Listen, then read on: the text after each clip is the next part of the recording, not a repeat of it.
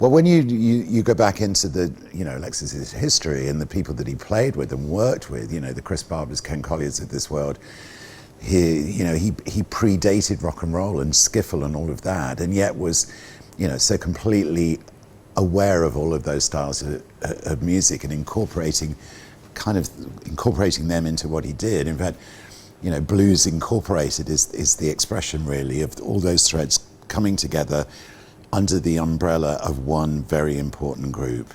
And for me, one of the absolute kind of seminal recordings is the Blues Incorporated R&B at the Marquee album that was done there in '62, produced by Jack Good, Long John Baldry on lead vocal, Cyril Davis, Dick Hextall-Smith, a powerful, powerful unit, and one that gave inspiration to, a lot of bands that followed. So, I in my way, I think that in its way, R&B at the Marquee is as important as James Brown live at the Apollo. They both came out in '62.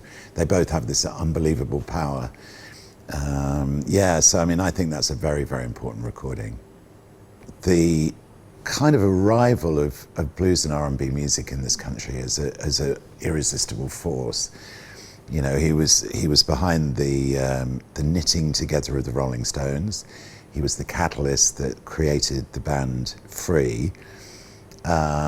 He supported American blues and R&B artists when they visited the UK in the way of giving them somewhere to stay while they were here, helping publicize them, taking them into venues with him to play gigs and everything else. So, and most important, as this incredible father figure to this, amazing generation of arriving musicians in 1962, 3, 4, 5. I mean, he specifically, obviously, he helped the Stones, but there were many, many more young musicians that came under Alexis's wing. People like Jack Bruce, Eric Clapton, Robert Plant, Eric Burden. I mean, the list is just absolutely unbelievable.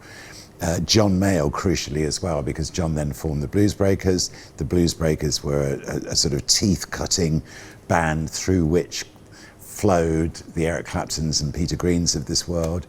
So, Alexis was absolutely central to the development of British music as we know it today.